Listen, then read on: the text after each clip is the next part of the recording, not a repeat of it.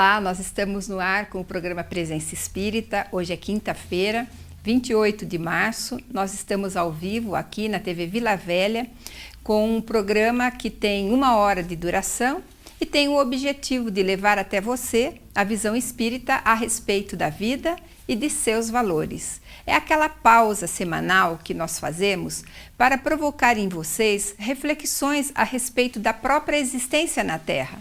Quantas vezes nós paramos na nossa semana para pensar a respeito das coisas transcendentes, da bondade de Deus, por exemplo, que nos proporciona viver com uma família, ter um trabalho, ter saúde física?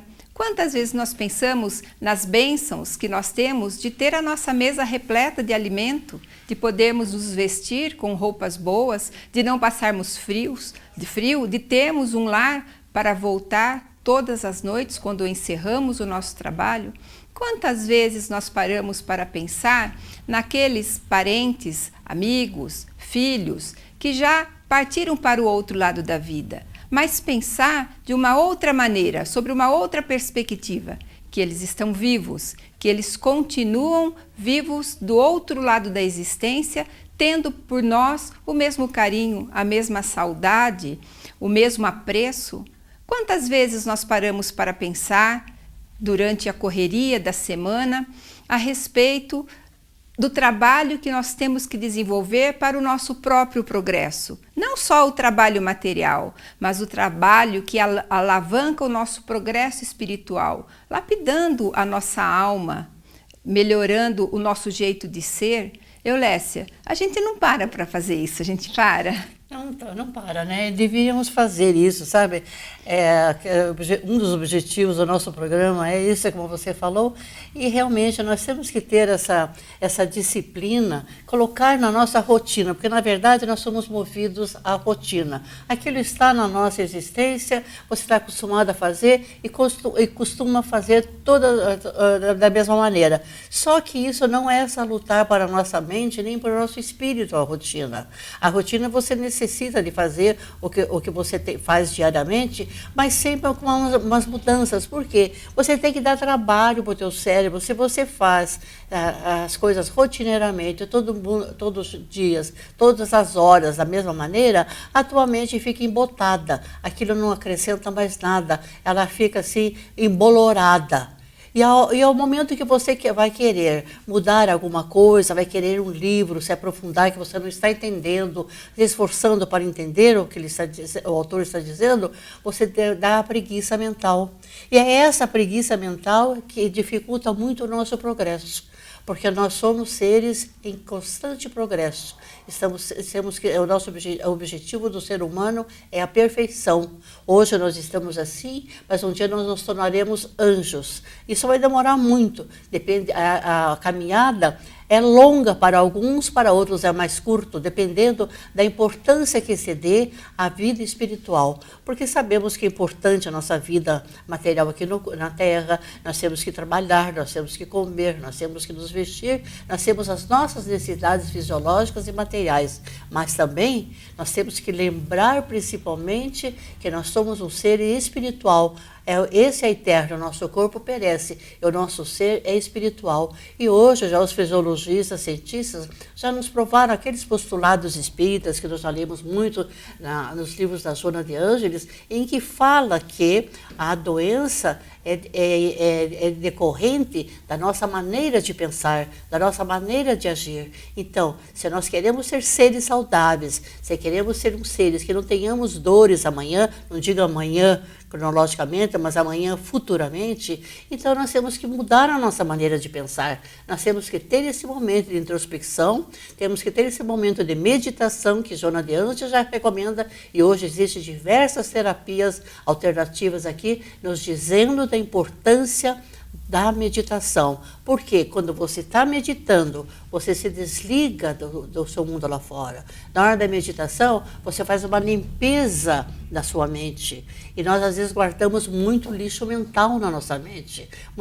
Coisas desnecessárias, coisas que não têm nada a ver com o nosso progresso espiritual. Então, nós temos que ser seletivos com aquilo que pensamos, com aquilo que nós guardamos dentro de nós. Se é uma coisa deletéria, se é uma coisa que não é salutar, é uma coisa que não é moral, por que vamos guardar isso na nossa mente? Na nossa casa, nós guardamos o lixo dentro de casa? Não, não fazemos isso.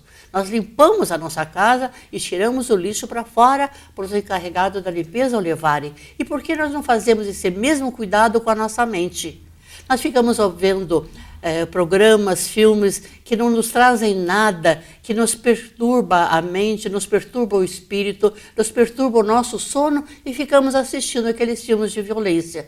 E por vezes, o que é muito pior, ainda deixamos os nossos filhos assistirem. Não temos assim o critério de selecionar, enquanto eles são crianças, o que eles devem assistir ou não e explicar para a criança o porquê que você não pode. Você é um ser em formação, então nós não queremos que desde criança você coloque lixo na sua mente, coloque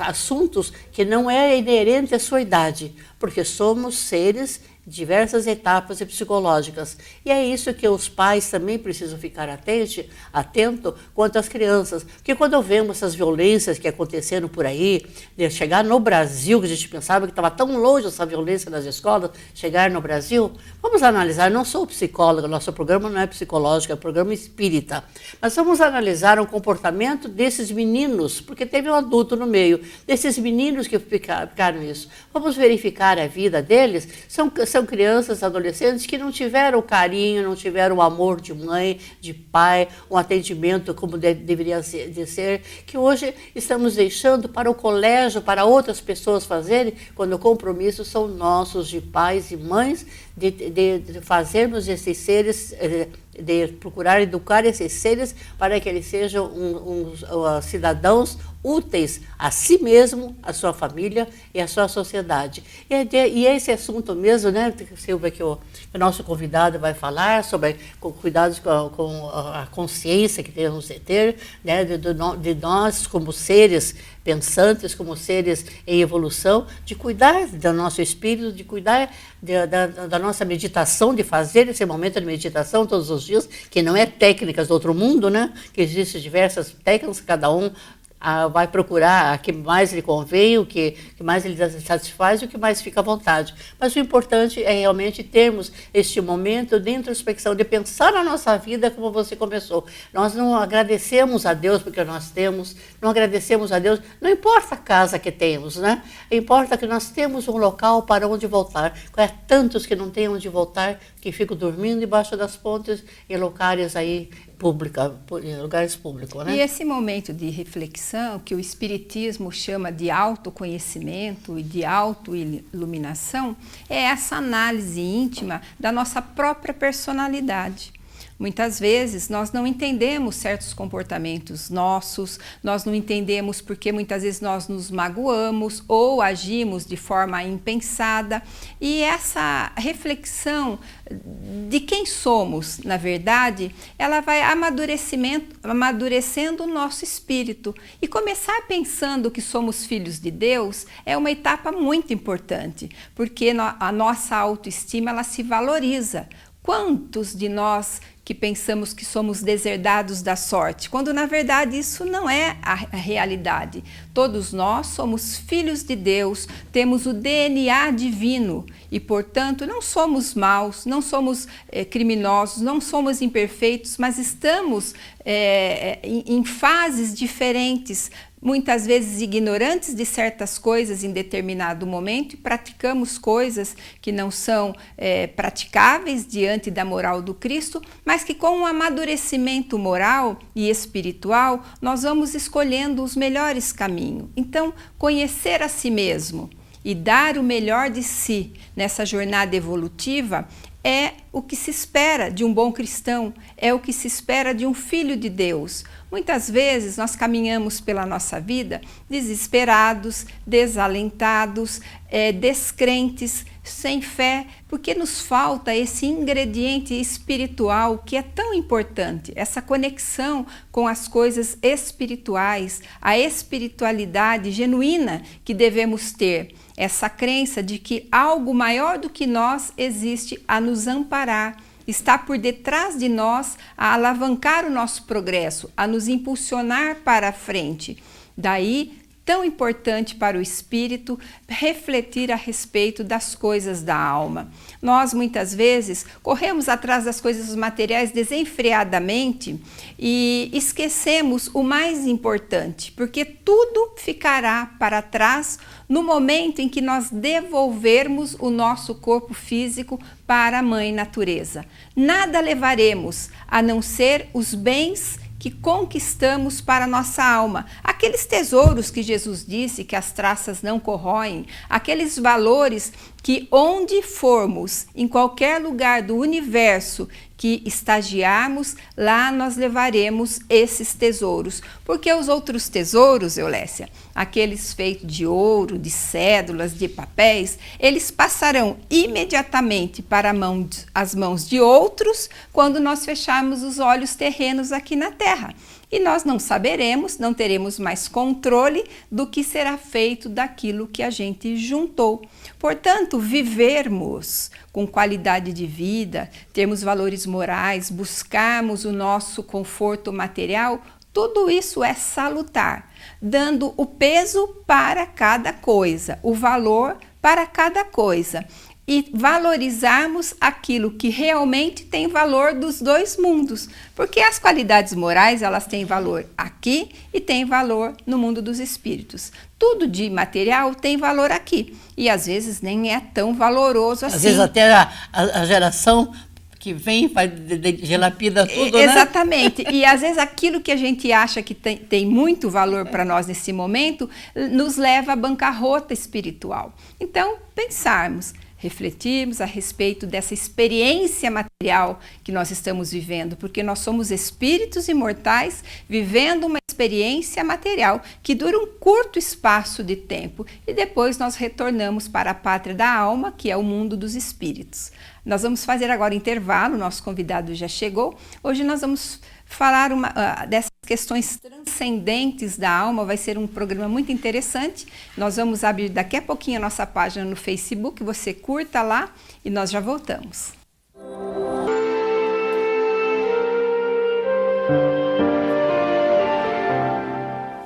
Nós voltamos com o segundo bloco do programa Presença Espírita, ao vivo, e hoje nós trouxemos uma obra que tem muito a ver com o que o nosso convidado vai falar. O livro Uma Razão para Viver, de Richard Simonetti, que faleceu agora há pouco tempo e que nós tivemos a honra de recebê-lo aqui no programa Presença Espírita. Foram 2 vezes, né, Eulécia? 2 vezes. E ele deixou uma obra bastante interessante, porque os seus livros são de fácil leitura, de uma leitura muito agradável, de fácil entendimento, e sempre que podemos nós trazemos uma obra de Simonetti aqui no programa Presença Espírita. E hoje é esse livro, Uma Razão para Viver. Se você se interessou nessa obra, é só deixar "Eu quero concorrer" na nossa timeline, na nossa página no Facebook, o Presença Espírita Ponta Grossa, e no último bloco do programa nós vamos sortear a obra. E hoje nós estamos recebendo o nosso amigo e também ele participou bastante aqui do programa Presença Espírita como apresentador e agora por questões profissionais ele afastou, mas a gente já acabou de convidar ele para retornar aqui conosco, o Ayrton Vicente Pereira. Ele é professor da UEPG, é farmacêutico, e nas lides espíritas ele é conselheiro da Sociedade Espírita Francisco de Assis, a CEFAM, e também é palestrante espírita. Bem-vindo, Ayrton. Olá, Silvia e Eulécia e aqueles que acompanham o programa Presença Espírita. É um prazer estar de volta ao programa e poder contribuir também trazendo as diretrizes da doutrina espírita, né? A gente estava falando, Ayrton, nessa questão de como a gente não se conhece intimamente, né? Muitas vezes até a gente toma atitudes justamente por desconhecermos a nossa intimidade, quem realmente nós somos. Então, a pergunta que eu quero fazer para o Ayrton é o seguinte: quais as fases de evolução do espírito e em que fase nós nos encontramos agora, aqui na Terra? Bem, Silvia, a doutrina espírita, ela nos elucida sobre a evolução do espírito, mesmo na fase que antecede a fase que a gente chama de humanidade. Allan Kardec, em 1857, quando lança o Livro dos Espíritos, ele já indagava sobre as questões que relacionavam os animais e o homem. A partir da questão 592, ele começa a indagar sobre a questão da inteligência e os instintos dos animais. E os espíritos vão responder a Allan Kardec, na questão 607, que a alma ela passa por uma fase de elaboração que antecede mesmo a fase de humanidade. Ou seja, então Allan Kardec pergunta, onde passa a alma esse período de elaboração? Aí os espíritos respondem, numa série de existências que antecede a fase que chamais de humanidade. Então, esse ser, esse princípio inteligente, ele já galgou em séculos, né, milhares de séculos, aprendizados nos reinos inferiores da natureza, até chegar na fase que nós chamamos de humanidade. Então, aí começa uma fase evolutiva de desenvolvimento da inteligência, dos sentimentos, da razão. De tal forma que quando Allan Kardec apresenta a evolução dos espíritos, no Livro dos Espíritos, quando ele coloca as diferentes ordens dos espíritos, ele começa colocando a primeira ordem, a dos espíritos puros, a segunda ordem, a dos bons espíritos, e a terceira ordem, a dos espíritos imperfeitos. De tal forma que os espíritos puros são aqueles que já alcançaram o mais alto grau de evolução. Os bons espíritos são aqueles que têm a predominância do espírito, da natureza espiritual sobre a natureza material, propensão para o bem, a confiança e o conhecimento de Deus. E os espíritos imperfeitos, né, os da terceira ordem, são aqueles que há a predominância da natureza material sobre a espiritual, propensão para a prática do mal e a falta da compreensão da natureza de Deus. Então, se nós analisarmos, quando a gente estuda sobre os planetas, né, em evolução, no Evangelho segundo o Espiritismo, no capítulo 3, as várias moradas na casa do Pai, vemos a descrição da Terra. E na Terra, um planeta de provas e expiações, a maioria dos espíritos que habitam são os espíritos. Somos espíritos imperfeitos, né? Então, o que nos caracteriza, quando analisamos a Terra, vemos que é um reflexo do que a gente vive, são esse estágio de imperfeição que nós temos. Vemos muita violência, crimes, muito atrelado a muitas doenças, e isso é reflexo desse estágio evolutivo, né? Dessa predominância da natureza material sobre a espiritual.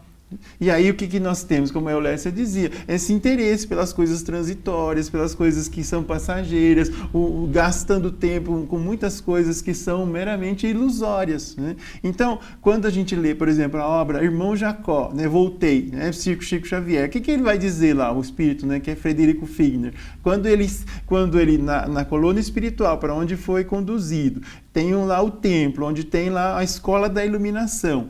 E aí, o que ele aprende lá na escola da iluminação? Dizendo assim, né, de uma síntese que ele faz. 2/3 da humanidade encarnada no planeta vive numa transição daquela fase, né, do animismo, daquela fase da animalidade para a inteligência, né, ou da inteligência para a razão. E apenas 1/3 dessa vive da transição da inteligência para a humanidade, no sentido de elevação, né, de humanidade no sentido de valores, de moral cristã. E aí ele vai dizer que em torno da Terra, mesmo, quer dizer, fora do plano terreno, mas há bilhões de espíritos no mesmo estágio evolutivo. Então, em torno do planeta, do psiquismo, atrelado ao psiquismo do planeta Terra, há bilhões de espíritos na mesma condição. Ao passo que ele diz, nas esferas superiores há bilhões de espíritos em transição, agora da humanidade para a angelitude. Ou seja, há muitos outros tantos espíritos em transição já dessa fase, onde tem a consciência da espiritualidade, da religiosidade, dos valores morais, que já são conquistas naturais, de tal forma que a transição agora já é de uma condição de humanidade para a angelitude, né? Então, em perfeita harmonia, ou seja, ele passa do estado de imperfeição para do estado de segunda ordem dos bons espíritos, depois para esse estágio de superioridade moral, que não é do nosso mundo, que são os espíritos puros, né?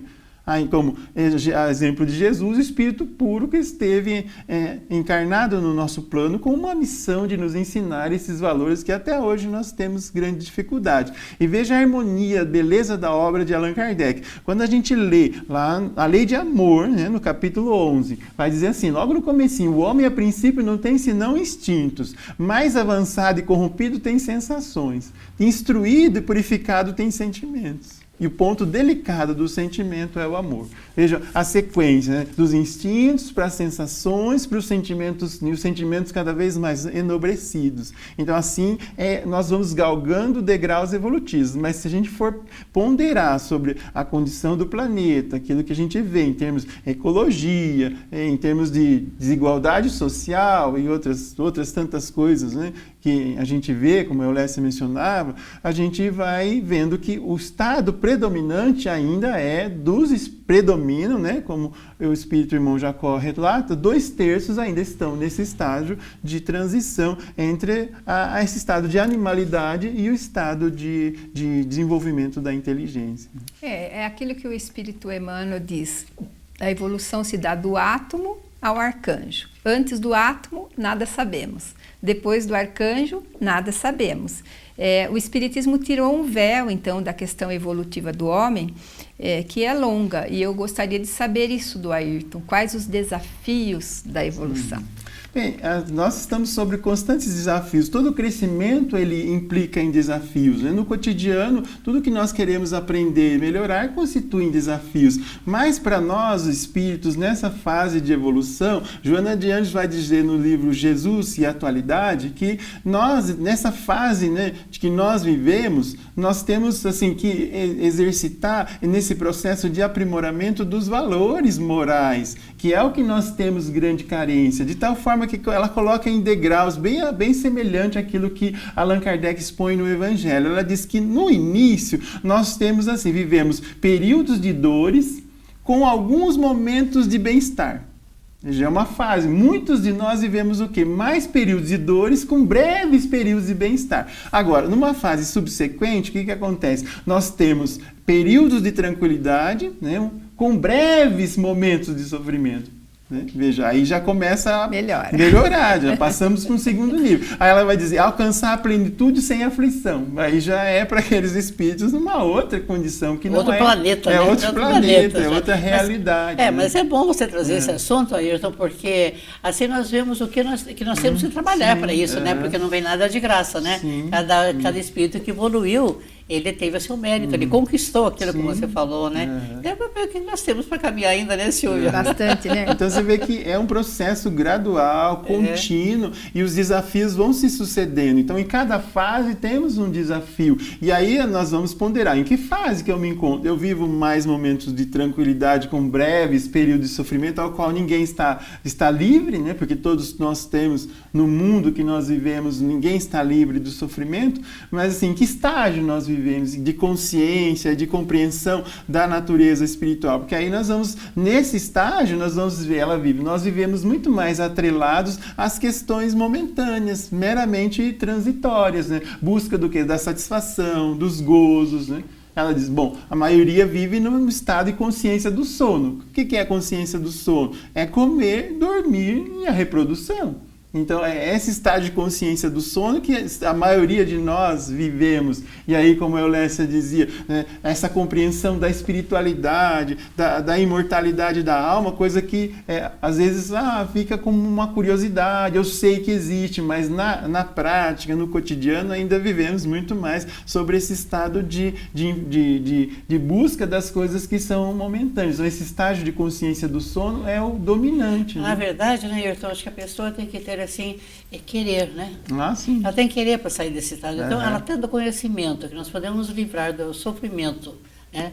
Conquistar momentos, mais momentos felizes, nós temos que conquistar, nos esforçar, né? Sair dessa fase do sono, como você falou. Que é muito parecido com a fase do animal. É um animal. Né?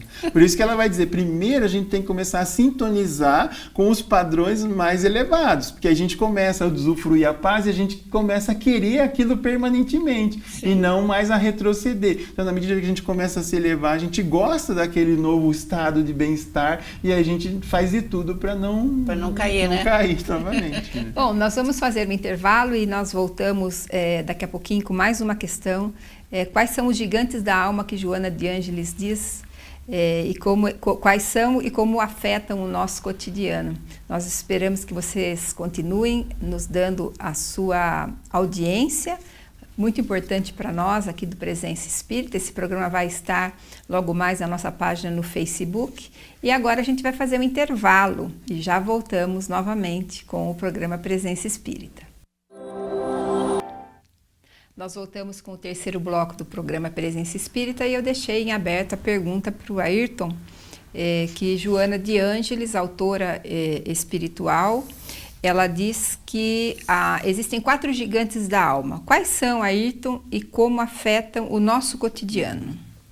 De fato, Silvia, ela se baseia na obra do Emílio Miller Lopes, um psiquiatra, psicólogo, que escreveu sobre esses 4 gigantes da alma. E então, em 1985, quando lança o livro O Homem Integral, ela faz uma modernização desses conceitos para a nossa vida cotidiana, dizendo que esses fatores, no capítulo logo inicial, são os fatores de perturbação, esses gigantes que nos atemorizam, são a rotina, a ansiedade, o medo, né, que são coisas que no cotidiano nos afetam demais, e a solidão, os gigantes da alma, os grandes atormentadores, né? Por exemplo, a rotina. Nós, de um modo geral, vivemos uma rotina estressante, corrida, e quase sempre tomando tempo com coisas que geralmente não são muito construtivas. Se nós observarmos que muitas vezes a gente executa tarefas quase repetidas, né, sem grandes acréscimos, às vezes as mesmas rodas de conversa, os mesmos jornais, os mesmos programas de televisão, e tudo aquilo, às vezes, influenciado por suprir necessidades meramente de um requisito social. Então, vê-se muito a rotina como sendo um fator envolvente e, ao mesmo tempo, sem elementos de acréscimo, né? Então, o Joana de Ângeles fala a necessidade da ruptura da rotina para que haja novos aprendizados, novos acréscimos, a partir do processo de autoconhecimento. Ela vai dizer que a ansiedade é algo que hoje em dia, né, boa parcela da população vive ansiosa, vive nesse processo de antecipação, muitas preocupações, e há tantos fatores, né, relacionados à vida cotidiana que a gente vive, uns preocupados com a bolsa de valores, outros como vão pagar o aluguel, outros, né, se haverá aposentadoria. Então, se você... há vários fatores que levam à ansiedade, de antecipação do futuro, e ao mesmo tempo não conseguindo viver no presente. De viver, por exemplo, estamos aqui, mas logo estou pensando em o que eu tenho que fazer antes de chegar em casa, a hora que eu chegar em casa e amanhã cedo. Então, a sensação é que dá que nós nunca estamos no lugar certo, na hora certa, porque tudo há uma antecipação de preocupações. Então, vive-se mais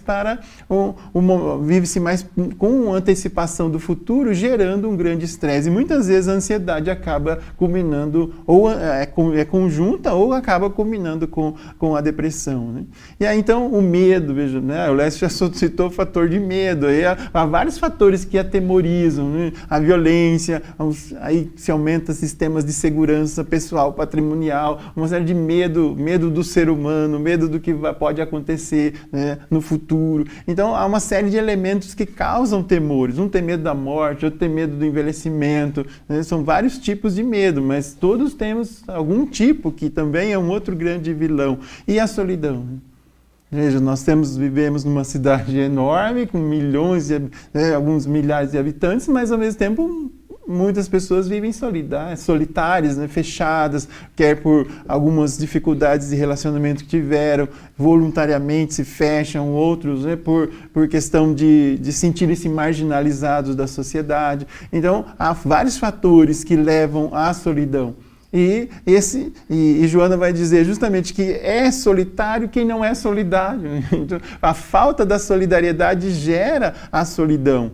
E aí vivemos num mundo, né, muitas vezes num mundo virtual, onde os relacionamentos não são necessariamente afetivos, porque fica muito distante, às vezes não é real, é só uma coisa imaginária. E aí, então, todos esses elementos furtam a paz de espírito justamente pela falta do autoconhecimento, do conhecimento da nossa natureza espiritual e daquilo que nós precisamos adquirir como espíritos, né? a tomada de consciência da nossa realidade espiritual. E aí, para alcançar esse estado de espírito, o autoconhecimento, a planificação interior, processo de autoiluminação que ela vai mencionar, mas se não começar pela base, pelo conhecimento de si mesmo, a indagação, né, do porquê nós estamos fazendo tais coisas, a análise do nosso cotidiano, das nossas ações e das nossas reações, e porventura nós estejamos sendo também, né, influenciados por esses, né, rotina, a ansiedade, o medo e a solidão, que furtam muito da nossa paz de espírito, aliás, de milhões de nós com distúrbios psicológicos, neuróticos, né? E aí a grande necessidade que de medicamento, né? Medicamento para tudo. Hoje se medicaliza tudo, né? Tudo é medicalizado, tudo é supostamente tratado, né, com alterações de neurotransmissores, mas de fato ignorando-se, né, a questão da intimidade da alma geradora de conflitos. Se os conflitos são psicológicos, naturalmente que a alteração de neurotransmissores vai provocar algum benefício, mas a fonte é íntima, a fonte não é, né, o fator causal do desequilíbrio, né, neuroquímico está na alma. Aí você trata da periferia para o centro, ou seja, está tratando do organismo para alcançar a alma. E isso não é possível tratar com fluoxetina, com diazepam e clorpromazina e outros tantos aí que atuam no sistema nervoso central. Né? Busca-se a pílula da felicidade a todo custo e, na verdade, é muito mais fácil, porque a felicidade está dentro da gente, né? Bom, hoje nós vivemos num mundo em que há uma exposição violenta da vida pessoal nas redes sociais. Então faz parte desse assunto que a gente está falando. Como é que a gente faz, né, quando a gente abre o nosso smartphone e está lá estampado coisas que às vezes a gente nem quer ver? Como é que a gente julga as condutas alheias, então, Ayrton?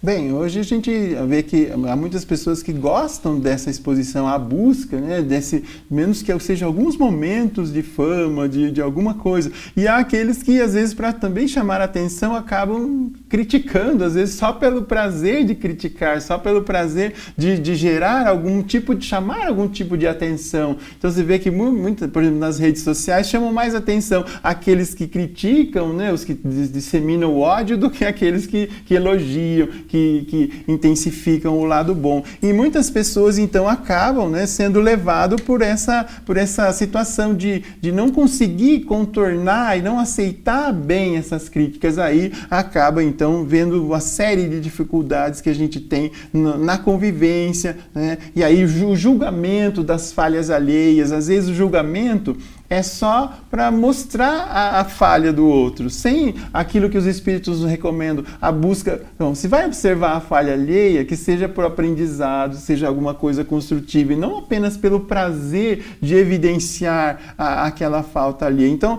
a necessidade, o quê? Mais do que nunca, da tolerância. E ela vai voltar no Evangelho dizendo, né, Jesus usou a belíssima ilustração do quê? Do argueiro e da trave no olho e o espinho. A gente enxerga, né, o espinho no olho do próximo e não vemos a trave no nosso. Aí, seja, levando essa condição de intolerância, a crítica contumaz, né? Então, André Luiz fala no livro, né, no Agenda Cristã, temas da crítica. Então, a gente, às vezes, a crítica apenas pela crítica. E ao passo que está faltando que é a tolerância, a compreensão da condição alheia, de tal forma que aquele que falha, hoje, né, podemos amanhã sermos nós, né, aqueles que... Quando a gente tem essa consciência da nossa própria inferioridade, a gente não perde tempo em ficar evidenciando as faltas alheias, né, os equívocos. Então, entendendo e tolerando, sem dúvida, ela diz que a tolerância é uma terapia. Quando a gente exercita a tolerância, nós estamos nos tratando para evitar que esses sentimentos, ressentimentos, mágoas acabem proliferando e guardando, intoxicando a alma. Né? E essa é uma questão importante, né, Ayrton? Como é que a gente considera o ressentimento, quais são as consequências do ressentimento. E hoje não é só a religião que analisa isso, a ciência vem estudando as repercussões do ressentimento no sistema imunológico. Eu nem vou falar porque é você que vai falar, né? Então, como é que a gente vê essa questão, Ayrton? Então, Joana de Ângeles vai dizer que muitos, diante dessa pressão psicológica que muitos dizem, muitos não conseguem equacionar bem e acabam levando com ressentimento, a mágoa, às vezes sem despreparados psicologicamente que muitos estamos, acabamos acolhendo o ressentimento, às vezes sem perceber.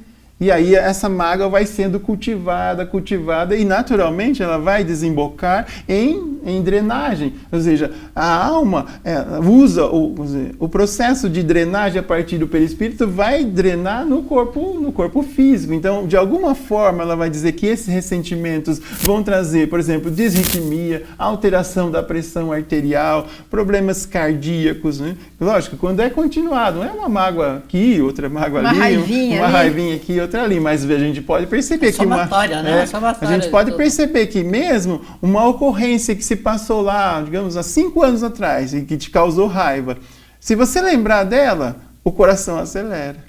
Acelera a alteração da pressão arterial. Então veja agora, imagine aquelas condições de raiva, ressentimento que vão sendo cultivadas por anos, as consequências que vão ter, né, no sistema nervoso, no sistema cardíaco, no sistema imunológico, né? Tudo isso vai acabar sendo drenado, como os espíritos nos colocam, né, como o André Luiz coloca, como um exaustor. Para onde drena os desequilíbrios da alma? É na periferia, é no exaustor, que é o corpo. E aí é onde evidencia todos esses problemas. E aí então vem a medicina do ponto de vista, né, do tratamento alopático com os remédios. Aí vem as terapias da alma, como a Eulécia falava, que a Joana recomenda. O relaxamento, né, a meditação e a oração, que são os recursos terapêuticos que a gente precisa utilizar para neutralizar essas mágoas e esses ressentimentos, né? E aí, se por um lado é a necessidade da tolerância, por outro, o grande remédio é o perdão.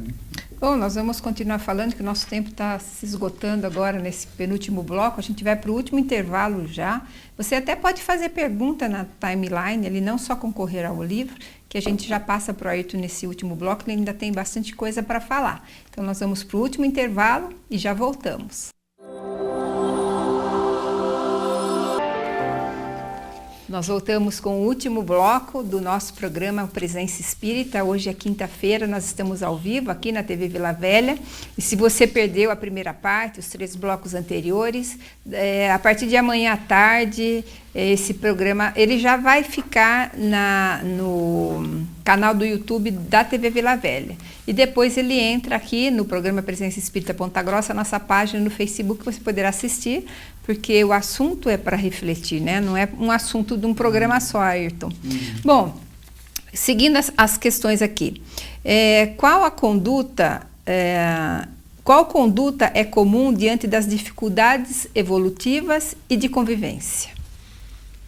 Bem, quando a gente parte para esse estudo da natureza psicológica, Joana de Ângeles traz muito bem, tendo como referencial a psicologia analítica junguiana, ela coloca uma das facetas, né, da estrutura psíquica que Jung apresenta, que é o lado sombra, que é o lado oculto da nossa personalidade, são aqueles defeitos, aquelas falhas que a gente não percebe, ou que a gente oculta, aquilo que a gente não quer mostrar. Nós mostramos o lado bonito, educado, sincero, honesto, mas a outra parte oculta, quer dizer, que é muito difícil a gente se aceitar e olhar para si mesmo, que é também relacionada a todas as imperfeições, a gente tende a ocultar e reprimir, né? Então, muitas vezes, a gente, no relacionamento, nas dificuldades cotidianas, a gente acaba projetando nos outros aquilo que é nosso.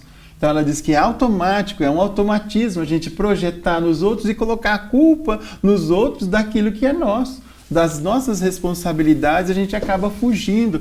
Por exemplo, a gente acaba encontrando pessoas problemas. Se eu encontro uma pessoa problema num lugar e não é relativo à pessoa, eu vou encontrar a pessoa problema em todos os lugares. Por onde eu for, eu vou encontrar pessoas problema. Então a tendência é a gente se afastar. Tem uma pessoa que é problema, a gente se afasta. Mas se isso não é da pessoa e é nosso, consequentemente a gente vai se deparar com pessoas problemas em todos os lugares, né? E as dificuldades de convivência persistirão. E essa é uma grande dificuldade, reconhecer que está em nós mesmos essas imperfeições e que nós estamos muitas vezes projetando. E quando a gente projeta nos outros, a gente não gosta do que vê, porque a gente está projetando as nossas imperfeições. Então, quando a gente tem muita dificuldade na convivência com alguma pessoa, a gente, né, observa muito, critica muito, é bom ponderar se aquilo que nós não estamos gostando realmente é daquela pessoa ou se é algo nosso. É reflexo do seu reflexo de nós mesmos, reflexo da nossa própria apreciação, porque nós apreciamos os outros pelos nossos valores. E às vezes, quantas vezes a gente pensa que uma pessoa é de uma maneira e ela não é? Porque a gente criou uma percepção a partir do nosso julgamento e a pessoa não é daquele jeito, né? Às vezes você aprecia de uma forma ou de outra, e então depende muito disso, da nossa forma de olhar para nós mesmos, como Joana de Ângeles, olhar para si mesmo, reconhecer as próprias imperfeições e evitar que isso seja projetado nos outros, causando mais dificuldades, porque pessoas difíceis, se nós encontramos pessoas difíceis por todo lado, é bom ponderar, porque pode ser que seja nós. Então, uma conduta que é automática, é inconsciente, é projetar nos outros aquilo que é nosso. E talvez, né, essas pessoas que agem assim, são aquelas pessoas que se isolam, né, que você comentou, né? Sim, eles se isolam porque ninguém é bom, todo mundo só me perturba, todo mundo me incomoda, né? Então é bom, olha, a pessoa prestar atenção no seu comportamento, né? Como já Santo Agostinho já dizia, né? Qual é a melhor maneira? No final do dia, analisa teus atos, o que você fez, né? Exatamente. A recomendação que ele faz é para a busca do autoconhecimento, a análise do dia, do que nós fizemos, por que fizemos, quais foram os motivos das nossas ações, das nossas reações. E aí a gente vai aprendendo a se conhecer. E é nesse autoconhecimento que é difícil, é doloroso, né? Causa um certo constrangimento, porque aceitar imperfeições não é fácil, mas é algo que disse a Joana de Ângeles, se a gente não conseguir enfrentar esse interior e iluminar a sombra, como ela diz, é preciso iluminar a sombra interior, senão não há. A gente não tem que ter medo, né? Não é preciso ter medo da sombra, é preciso iluminar o interior, aceitar o lado que a gente tem. Quantas pessoas, assim, depois de um rompante, aquele momento de exaltação, aí ela diz assim, mas eu não sou assim, né? As pessoas que me conhecem sabem que eu não sou assim. Na verdade, ela, naquele momento, o que aflorou foi a sombra, foi aquele lado desconhecido da sua personalidade que ela nega, que reprime, mas que veio à tona, que são momentos de análise daquele nosso conteúdo interior. Então, eu não sou assim. Não é que você não é assim, você ignora a si mesmo e isso está no seu lado oculto da sua personalidade. Analise com calma e você vai reconhecer. Porque se aflorou, é porque tem, né? É porque tem, né? Está escondendo, mas tem. Bom, mas isso, a gente reprime isso, né? E está lá oculto na nossa personalidade. Mais uma questão para você aqui, Ayrton. O repouso, ele deve fazer parte das nossas atividades diárias? Qual alerta para o descuido nas atividades do bem? Então, aí a gente poderia até retornar ao irmão Jacó, mas a gente sabe que é preciso planejar o repouso. O repouso faz parte, assim como existe a lei do trabalho, o repouso é uma lei da natureza e nós precisamos do repouso. A questão que Joana de Ângeles vai chamar a atenção em momentos de saúde e consciência é com relação ao que nós fazemos com o repouso. Ela fala que repouso não é só a inatividade, não é você não fazer nada, porque a gente vive, ela fala que nós trabalhamos e corremos para lá e para cá para o repouso. Quer dizer, aposentar para quê? Eu não quero fazer nada, né? Eu quero ficar em casa, na frente da televisão, de pijama, chinela, acordar às 10h30.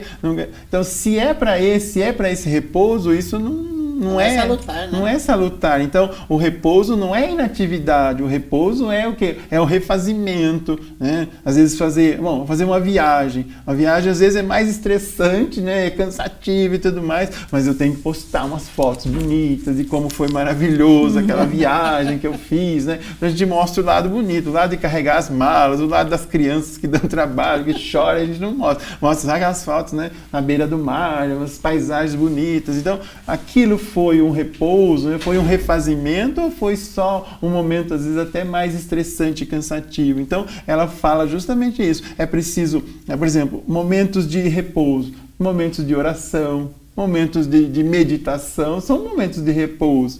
São momentos de refazimento da alma e não só, eu vou descansar, não vou ficar fazendo nada na frente da televisão. Então, o repouso é nesse sentido. Até lembrando o Chico Xavier, que a Silvia também gosta, de dizer, quando ele se cansava da psicografia, veja o que é para um espírito daquela natureza. Emmanuel dizia, vamos para a periferia, né?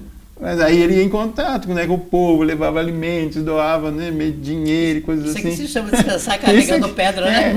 Então veja, para ele o descanso era isso, né? Quando, muitas horas na psicografia, agora vamos para a periferia, distribuir pão, medicamentos. Então, veja, o refazimento, o repouso do espírito era esse, né? Era a prática do bem. Então, nesse sentido que ela chama atenção para o repouso, que o repouso seja programado, mas que seja de refazimento. Lógico que a gente vai viajar, vai na beira do mar, tudo, que aliás a gente vê lá no livro do irmão Jacó, que eu acabei relendo há pouco tempo, que quando o desencarna o Jacó, o Bezerra de Menezes, vamos levá-lo, que naquele ambiente da casa estava bastante carregado, vamos para a região do mar e leva ele para a praia, ainda não tinha completamente desencarnado, estava ligado ainda por aquele último laço, mas leva lá com a filha, que fica lá na proximidade do mar, e onde então ele repousa, ele dorme, no dia seguinte é que retorna o Bezerra de Menezes e o irmão Andrade, Então, ele ficou repousando ali na beira do mar, veja, absorvendo aquelas energias características da região litorânea. Então, e a gente tem que pensar também, que a gente passa 1/3 da vida dormindo, já é repouso demais, né? Então, e no final do livro ele diz assim, não nos contentemos com pequenas ações no bem. Porque ele achava que seria... Aí ele se constrange quando se depara com Bezerra de Menezes, Guilom Ribeiro, Caio Barchuto, todos os espíritos já mais iluminados. E ele fez muito. E olha que ele trabalhou 50 anos no espiritismo. Então, ele dá esse alerta. Olha, não se contentar com as pequenas ações no bem, aquelas coisas esporádicas. Olha, é preciso trabalhar e se dedicar sempre. E aí, se a gente se dedicar-se muito a esse repouso no sentido de horas vazias, isso é uma profunda perda de tempo. Bom, agora a última pergunta, Ailton. Há uma relação entre maturidade psicológica e consciência? O que Joana de Anjos vai dizer justamente no livro de Saúde e Consciência é justamente que ela fala que para alcançar essa plenitude da consciência é acompanhada da maturidade psicológica, mas a maturidade psicológica ela não é acompanhada da idade física de um modo geral, Porque você pode encontrar um jovem, que tem maturidade e um adulto que se comporta como uma criança. Então, a maturidade psicológica não acompanha necessariamente a idade física, Então, a imaturidade psicológica no adulto, você vai observar como? Ele age emocionalmente como criança, porque a criança é o quê?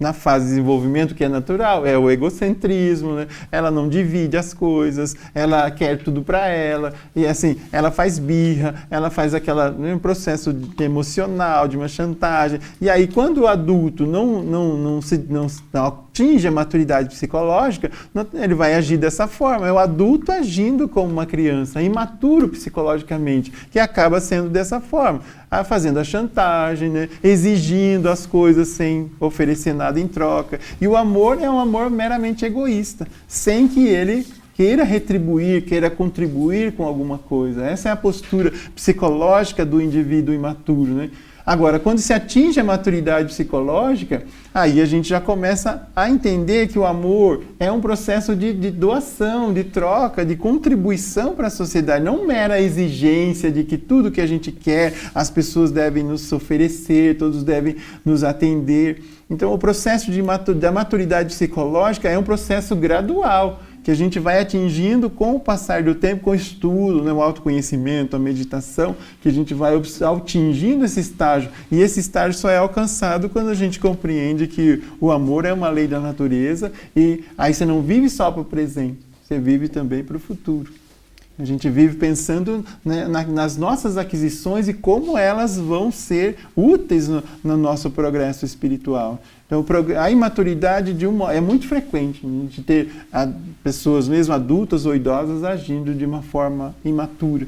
É porque justamente faltou esse conhecimento da imortalidade, do objetivo da existência, uma série de aspectos que o Espiritismo nos oferece, para a gente observar se está agindo na vida de acordo com aquilo que as leis divinas nos esperam de nós. Né? Ayrton, como é que é? A última pergunta que eu falei, mas ainda tem 2 minutos, mais uma. Como é que a gente acorda desse sono hipnótico da vida para entender que nós somos espíritos imortais? Aí exatamente é isso. O porquê Joana de Ângeles fala que o autoconhecimento é o primeiro passo apenas. Para que a gente consiga a autoeducação, a autoiluminação, é preciso entrar nesse processo de análise continuada da nossa realidade espiritual. E aí é preciso o quê? Como a Eulécia falou, o esforço e a vontade. Porque uma coisa é tomar a consciência daquilo que a gente tem ainda para vencer, e outra coisa é a determinação para vencer, o esforço, a disciplina. A Eulécia lembrava, né, de Emmanuel recomendando a Chico Xavier, a disciplina, disciplina, disciplina. Só assim que a gente consegue romper, porque enxergar é o primeiro passo, né? Não é definitivo, não é tudo. É só o primeiro passo, o autoconhecimento. A partir daí, então, vem todo o esforço na continuidade daquilo que a gente já está aprendendo e a fixação. E vem por repetição.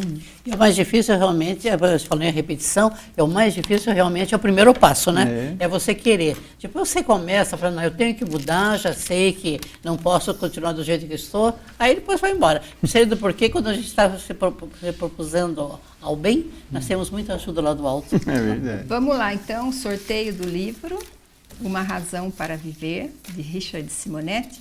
Vamos ver quem que ganhou essa obra. Foi o Edemar Adacheski. Então, a partir de amanhã, sexta-feira, dia 29 de março, esse livro vai estar na Livraria Espírita Educadora, ao lado da Cefam, na Rua Santos Dumont. A Cefam é a Sociedade Espírita Francisco de Assis, muito conhecida por todos. E esse livro vai estar lá e também você poderá adquirir outras obras espíritas na Livraria Educadora. Obrigada, Ayrton, pela sua presença. Obrigado a você, Silvia, Eulécia, e aqueles que acompanham o programa Presença Espírita, é sempre um prazer. E na semana que vem estaremos ao vivo com mais um programa Presença Espírita. Aguardamos a sua audiência todas as quintas-feiras, às 22 horas, aqui na TV Vila Velha. Até mais. Tchau.